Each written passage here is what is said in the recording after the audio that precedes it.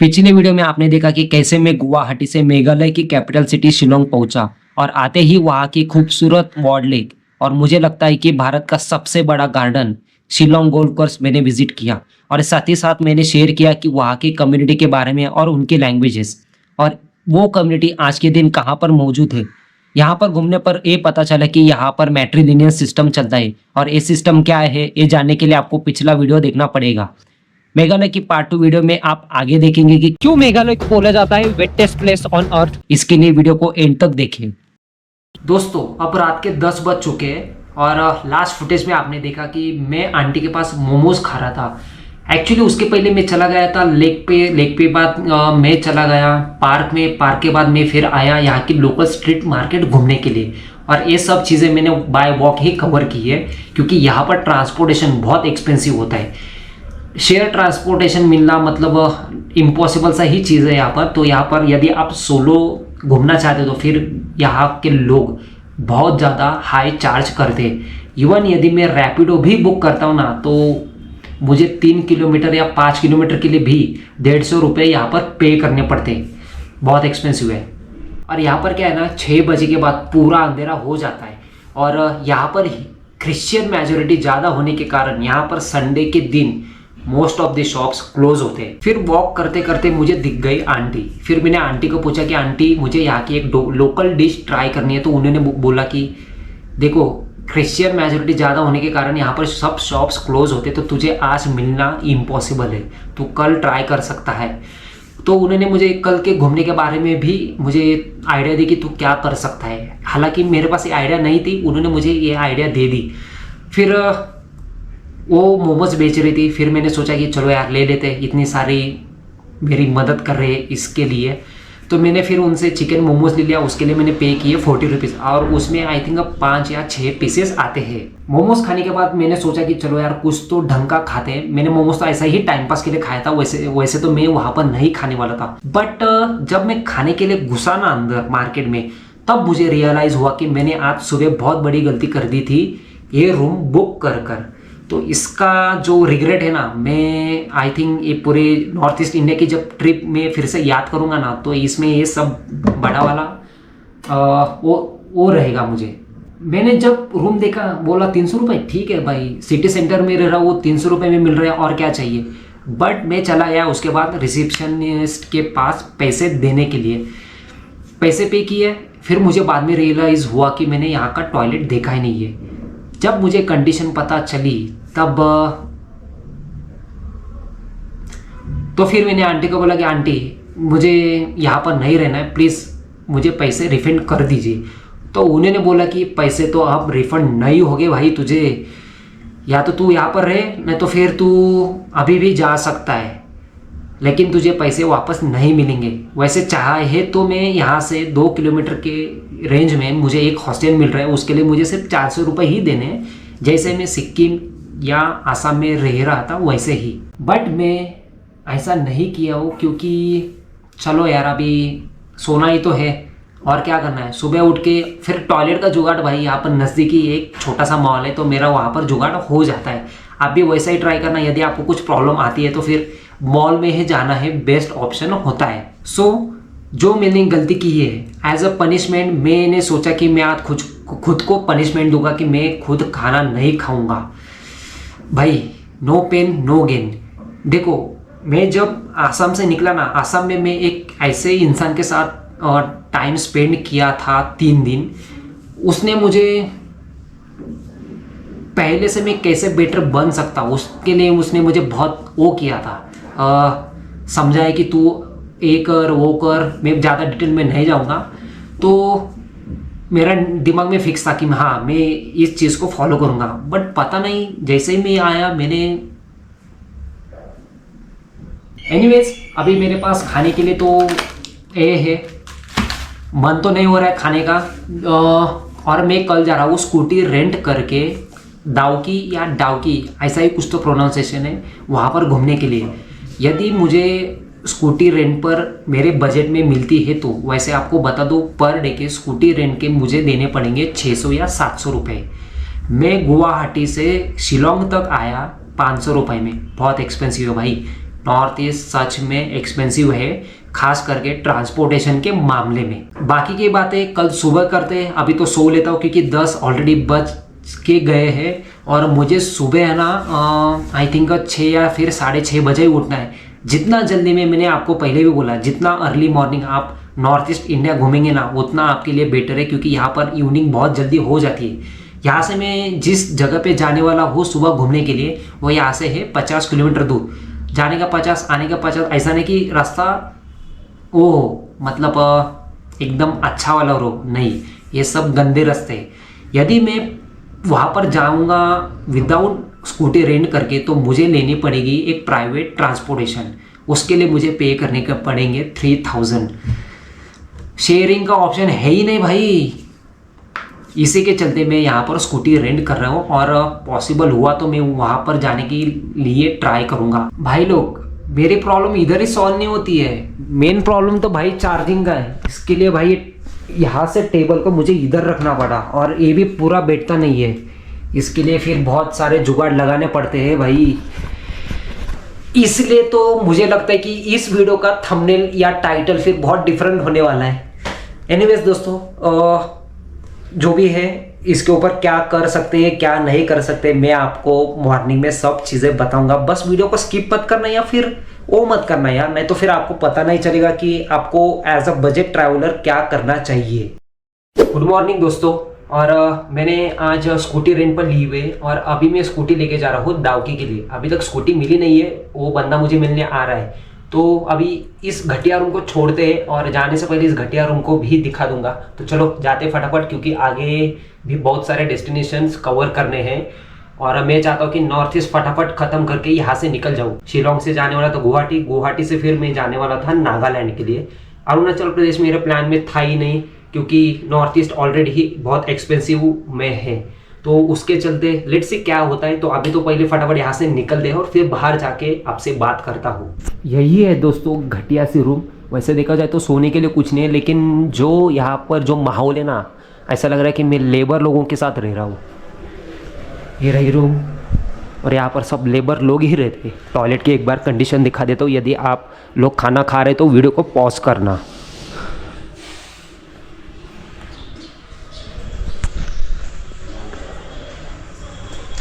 तो चलो अभी जाते हैं और इस रूम को छोड़ते हैं।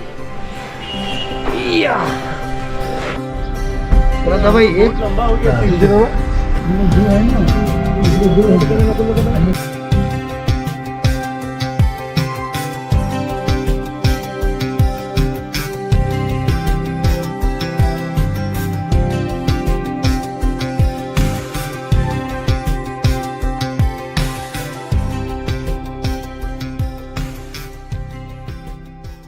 दोस्तों अभी मैं घूमने के लिए दूसरे प्लेस पर आया हूँ। एक्चुअली हुआ है कि जब मैंने हॉस्टल छोड़ा तो मैं आपसे बात शेयर किया था कि मैं स्कूटी रेंट करके डाउकी घूमने के लिए जा रहा हूँ। बट हुआ ऐसा कि जब मैं नीचे गया ना तो मुझे और लोकल्स पीपल मिल गए। लोकल नहीं थे, मतलब टूरिस्ट थे जो कि है बंगाल से, और फिर वो लोग थे 5 और उनको जाना था चेरपुंजी के लिए, डाउकी के लिए नहीं। तो मैं पहले तो स्कूटी हायर करके जाने वाला था, बट मौसम ऐसा दिख रहा था कि यदि मैं स्कूटी से जाता तो मैं फिर भीग जाता। मेरे पास ना छाता है और ना ही रेनकोट। तो वो लोग जा रहे थे चेरपुंजी के लिए, तो फिर मैंने उनको ही ज्वाइन कर लिया। बट कोलकाता के लोग, कोलकाता नहीं सॉरी बंगाल के लोगों को इतना एड़ा बनाता है ना। अभी मेरे साथ क्या हुआ पता है क्या? मैंने उनको ज्वाइन कर लिया। 2 गाड़ियां बन रही थी, क्योंकि गाड़ी में कैपेसिटी होती है 4 लोगों की और हम लोग थे 6। तो फिर हुआ ऐसा कि 2 गाड़ियां लेने की हमें ज़रूरत पड़ रही थी। तो एक गाड़ी का खर्चा आ रहा था 3000 रुपये। यदि हम डिवाइड करते तो 1000 देने पड़ते। लेकिन वो लोग मुझे एड़ा बना रहे कि तू 1500 दे, हम समझ जाओ मुझे जो बोलना है वो। और वहाँ के जो लोकल जो टैक्सी ड्राइवर होते हैं ना, वो भी मुझे एड़ा बनाने की कोशिश कर रहे थे। ठंड इतनी है ना, मुझसे ठीक से बात करना भी नहीं हो पा रहा है। थोड़ा सा नीचे चल के आपसे बात करता हूँ। तो उसके बाद हुआ कि फिर हम लोग उनको कैंसिल कर दिया, क्योंकि मैं 1500 क्यों भाई अकेला पे करूं, जबकि सब लोग का खर्चा जो कंट्री आने वाली थी वो 1000 आने वाली थी। तो फिर मैं 1500 रुपये क्यों पे करूं? तो फिर वो लोग भी चले गए जो बंगाल वाले थे। टैक्सी ड्राइवर ने भी मुझे मना कर दिया। फिर मैं उनके पीछे पीछे चला गया, बंगाली लोगों के पीछे पीछे। फिर उन्होंने क्या बोला कि तुम टैक्सी ड्राइवर से कुछ बात मत करो, हम बात करते, तुम सिर्फ हमें 1000 रुपये देना। तो फिर 6 लोगों का कॉन्ट्री बन जाता है पर पर्सन 500 रुपए। लेकिन मैं कितना दे रहा हूँ पता है? मैं दे रहा हूँ 1000 रुपए। यदि फिर मैंने उनको ज्वाइन क्यों किया? देखो, मैं यदि सिंगल जाना चाहूँ तो मुझे अकेला 3000 रुपये पे करना पड़ता, और यदि मैं किसी ग्रुप के साथ ज्वाइन करूँ तो कब ग्रुप मुझे मिलेगा, फिर वो लोग कब आएंगे या नहीं, फिर टाइम के चलते भी मुझे ये सब चीज़ें ठीक नहीं लग रही थी। तो फिर मैंने इनको ही ज्वाइन कर लिया। फिर अभी 1000, अभी चलो अभी क्या ही बोल सकते हैं।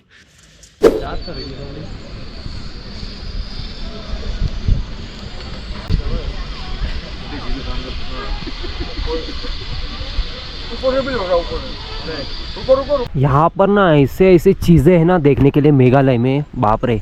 और ना अभी ना यहाँ पर एक जिप लाइन है, उसकी कॉस्ट पता है क्या है? 4500 रुपये। नॉर्थ ईस्ट इंडिया सच में बहुत ही एक्सपेंसिव है गाइस। इसके नीचे एक वाटरफॉल भी है, लेकिन वहाँ जाने के लिए आपको 50 रुपीज़ एंट्री फीस देनी पड़ती है।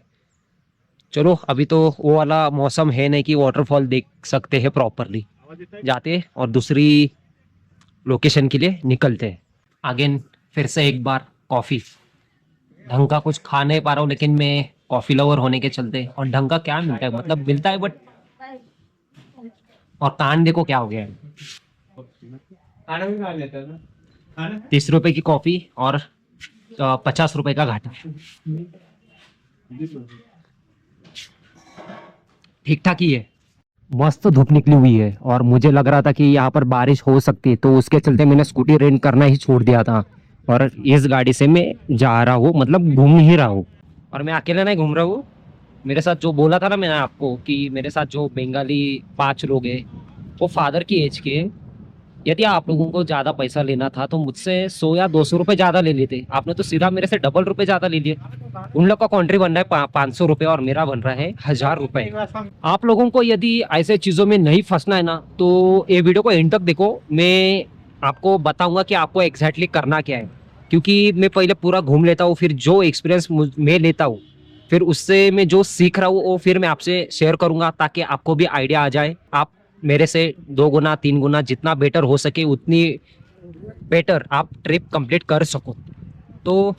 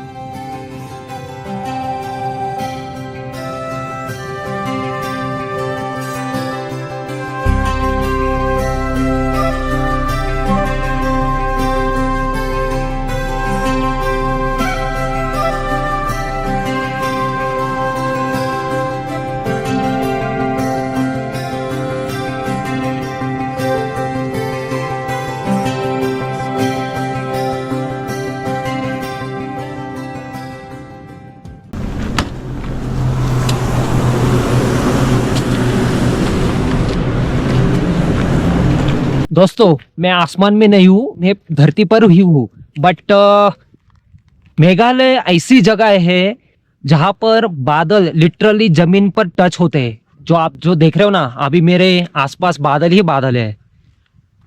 इसीलिए मेघालय को बोला जाता है बादलों का घर। और मेघालय का मीनिंग भी वही होता है, मेघ यानी कि बादल, और आलय मतलब घर, बादलों का घर। यहाँ से लिटरली कुछ भी नहीं दिख रहा है नीचे। बाप रे, ये सब बादल है। ओ माय गॉड, देखो मैं वीडियो में चाहे कैसा भी बोल रहा हूँ, समझ लेना मेरी फीलिंग, क्योंकि मुझे बोलने की आदत होती नहीं है। मैं ट्राई कर रहा हूँ, जितने मेरे अंदर फीलिंग आ रही है बाहर निकालने की कोशिश मैं कर रहा हूँ आप लोगों से।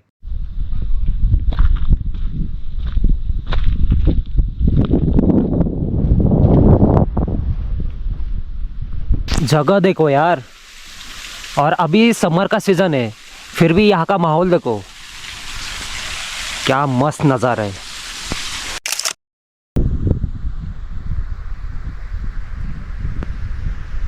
दोस्तों आपको बता दो कि मेघालय को बोला जाता है वेटेस्ट प्लेस ऑन अर्थ। इसका कारण यह है कि पृथ्वी पर एक मेघालय ऐसी ही जगह है जहाँ पर सबसे ज्यादा बारिश होती है।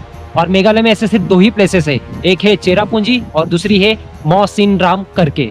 क्यों मेघालय को बोला जाता है वेटेस्ट प्लेस ऑन अर्थ, क्यों सबसे ज्यादा बारिश यहाँ पर होती है, तो इसका कारण ये है कि बे ऑफ बंगाल का जो सी है ना, यानी कि समुद्र, जब सन उसको हिट करता है तो पानी उड़कर उसके क्लाउड्स बन जाते हैं। तो क्लाउड्स बनने के बाद हवा क्या करती है, उनको पुश करती है। तो इंडिया में हवा की सिस्टम क्या है पता है क्या? बे ऑफ बंगाल से जो हवा चलती है वो चली जाती है नॉर्थ ईस्ट इंडिया की तरफ, खास करके मेघालय एंड आसाम की तरफ। तो जब हवा क्लाउड्स को पुश करती है ना, तो क्लाउड्स आते आते सबसे पहले मिलते हैं मेघालय को। तो फिर मेघालय में आने के बाद खासी हिल्स जो है, हिल्स को बोले जाते पहाड़, तो क्लाउड्स क्या करते, खासी हिल्स को टकराते हैं। मैंने आपको पहले भी बोला था कि मेघालय 3 पार्ट्स में डिवाइडेड है, खासी हिल्स, गारो हिल्स और जयंतिया हिल्स। तो क्लाउड जब खासी हिल्स को टकराते हैं, तो टकराने के बाद वो आगे नहीं जा पाते, तो टकराने की वजह से क्या होता है कि वहां पर सबसे ज्यादा बारिश गिरना स्टार्ट हो जाती है। और यही कारण है कि सबसे ज्यादा बारिश यही होती है, और मेघालय को बोला जाता है वेटेस्ट प्लेस ऑन अर्थ। और मेघालय में सिर्फ 2 ही ऐसे प्लेसेस है, एक है चेरापूंजी और दूसरी है मौसिनराम।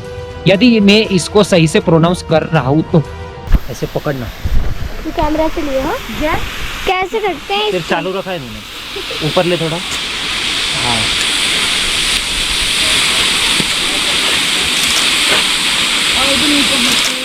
इधर पूरा पानी पानी, बारिश में ऐसा सीन होगा।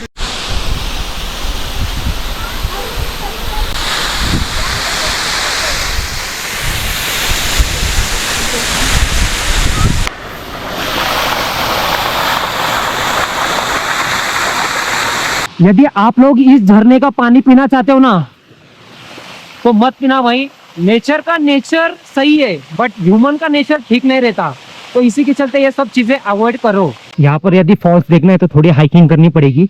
नीचे जाते वक्त तो कुछ नहीं होगा, लेकिन चढ़ते वक्त सबकी हवा टाइट हो जाती है। यदि सीढ़ियों पर आपको क्लाइंब करना थोड़ा डिफिकल्ट गिर जाते हैं, तो आपको बता दूं कि धीरे धीरे चलो, लाइक ऐसे। थोड़ा टाइम चला जाएगा पहुंचने के लिए, लेकिन धीरे धीरे चलेंगे ना तो आपको उतना क्या बोलते हैं, टायर जैसा फील नहीं होगा। मैं तो फास्ट वॉक करके ही चला जाता हूँ जहाँ पर मुझे जाना है, क्योंकि मेरे अंदर उतना स्टैमिना है कि मैं वो सब चीज़ें कवर कर सकता हूँ। बोलते बोलते मुझे दम इसलिए लग रहा है क्योंकि मैं वॉक भी कर रहा हूँ और आपसे बातें भी कर रहा हूँ। चलो जाते फटाफट ऊपर, कई सारे बातें हैं आपसे शेयर करना है, और जगह है शायद से वो ड्राइवर हमें घुमा देगा। मैं एक्चुअल में क्या टूर ब्लॉग बनाता हूँ, टूर वीडियोस बनाता हूँ और अपने वीडियोस डालता हूँ।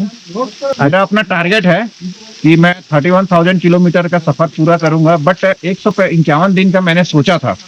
मेरा 151 दिन में तो 120 दिन तो सेवन सिस्टर में ही गुजर गया। अरुणाचल प्रदेश एक ऐसी जगह है जहाँ जाने के बाद मेरा आने का मन ही नहीं कर रहा था। मैंने 45 दिन से ऊपर अरुणाचल प्रदेश में घुमाया। इतनी खूबसूरत जगह है अरुणाचल प्रदेश।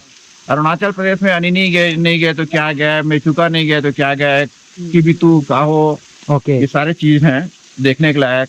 वहाँ वलांग है, महेंद्रगिरी पर्वत है, गोल्डन पगोड़ा है। अच्छा, आपको वहाँ बहुत सारी चीज मिलेगी अरुणाचल प्रदेश में घूमने के लायक। अरुणाचल प्रदेश घूमेंगे तो आपको लगेगा कि हम स्वर्ग में आ गए। दोस्तों ये रहा सेवन सिस्टर फॉल। इसको सेवन सिस्टर फॉल्स इसलिए बोला जाता है क्योंकि नॉर्थ ईस्ट इंडिया के जो 7 स्टेट जो है उसमें आते हैं अरुणाचल प्रदेश, आसाम, मेघालय, त्रिपुरा और मणिपुर और आई थिंक नागालैंड। इनकी वजह से इसका नाम गिर गया है सेवन सिस्टर फॉल। और जो वन ब्रदर है उसको बोला जाता है सिक्किम। तो चलो इन जो जिनके साथ मैं ट्रैवल कर रहा हूँ उनको यहाँ पर रुकने का मन नहीं है, और यहाँ पर यदि पार्किंग देनी पड़ती है तो उसका पैसा देना पड़ता है। तो यहाँ पर रुकने का किसी का भी मूड नहीं है, और वैसे भी इतना कुछ खास दिख भी नहीं रहा है। तो चलो जाते हैं अभी यहाँ से दूसरी तरफ व्यू देखने के लिए।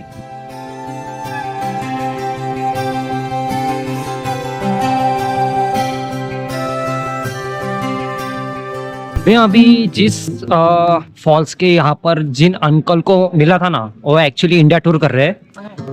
एक्चुअली शूट करते करते मेरा कैमरा की बैटरी ही खत्म हो गई, तो उसके चलते फिर मैंने बाद में रिकॉर्ड ही नहीं किया। अभी मैं आया हूँ दूसरी डेस्टिनेशन की तरफ, पहले वो घूमते फिर मैं आपसे बात कर लेता हूँ। मेघालय में जितने भी टूरिस्ट स्पॉट्स है ना, उसके अंदर एंट्री करने के लिए भाई एंट्री फी देना ही पड़ता है।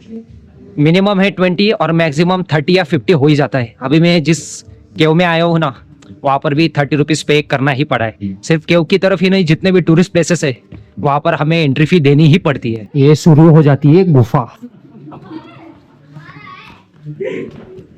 देखते हैं क्या यूनिकनेस है इसके अंदर।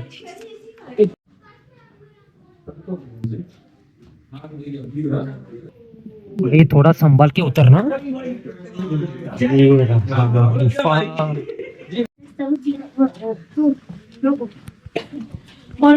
अरे बाप रे, गुफा है क्या मस्त करी है। Easy boy easy. चलो आप चलो ना, मैं आ जाऊंगा। ओ ठीक है, मैं ये अब रिटर्न जा रहे हो। बाप रे, थोड़ा संभल के यदि आप इस केव में आ रहे हो तो। ये देखो भाई, इस केव में आ रहे हो ना तो थोड़ा संभल के और झुक के वॉक करना। यदि आपका सिर टकराता है तो फिर आपका नारियल फटने का चांसेस बहुत ज्यादा है। तो बस झुकना, चारों तरफ देखना। ओ बाप रे, मुझे तो अभी से लगना शुरू हो चुका है। वो इधर से भी आओ। ओके अच्छा डन।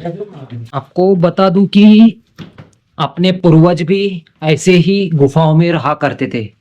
डेंजरस भी हुआ करते थे और सेफ भी, यानी कि सेफ केव्स भी हुआ करते थे। और ये पहुंच गए बाहर, और ये सब करने के लिए 30 रुपीज पे करना पड़ा। ये तो मैंने आपको पहले ही कम्युनिटी के बारे में बोला था कि इनकी कम्युनिटी जो है वो है खासी, और ये उनके ट्रेडिशनल ड्रेसेस है। और यहाँ पर चल रहा है ट्रेडिशनल खासी फोटोशूट।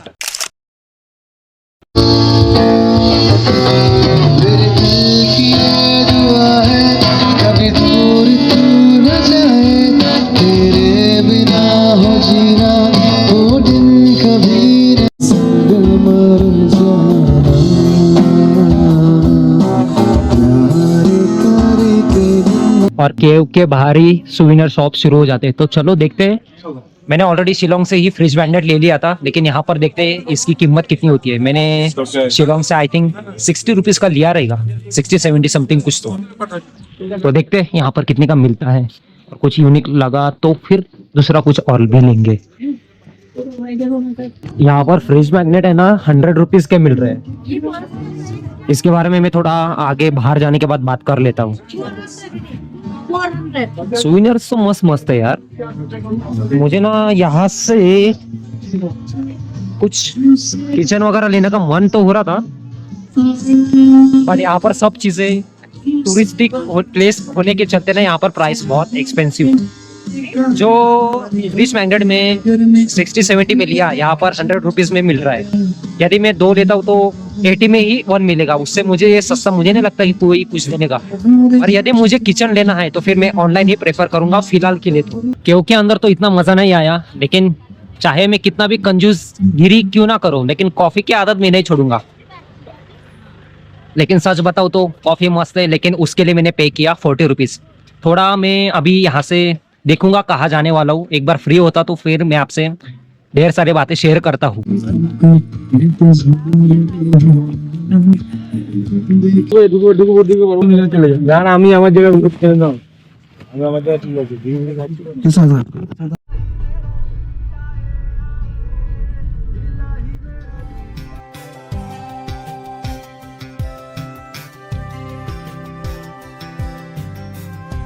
और इसी के साथ मेघालय की एक खूबसूरत और यादगार ट्रिप यही खत्म होती है। एक्चुअली मेघालय में और कई खूबसूरत प्लेसेस है, लेकिन लिमिटेड बजट के चलते मुझे मेघालय से फिर से गुवाहाटी जाना पड़ा। और गुवाहाटी से शिलोंग आते वक्त मैं 500 रुपए देकर आया, लेकिन जाते वक्त सिर्फ 200 रुपए में मैं वापस चला गया। इतना डिफरेंस कैसे? और गुवाहाटी में मैं वापस क्यों आया? क्यों मैं अनदर डेस्टिनेशन के लिए वहीं से दूसरी तरफ क्यों नहीं गया? इसका रीजन आप नेक्स्ट वीडियो में देखेंगे। लेकिन यहाँ पर जैसे ही मैं गुवाहाटी में वापस आया तो यहाँ पर क्लाइमेट चेंज और ग्लोबल वार्मिंग के चलते मार्च में भी बारिश देखने को मिली। मुझे यकीन है कि क्यों नॉर्थ ईस्ट साइड में ज़्यादा बारिश गिरती है ये आपको पता चल गया होगा। I hope you guys enjoy this video. Let's aim for 50 likes on this video. Thank you so much for watching this video. See you in the next video.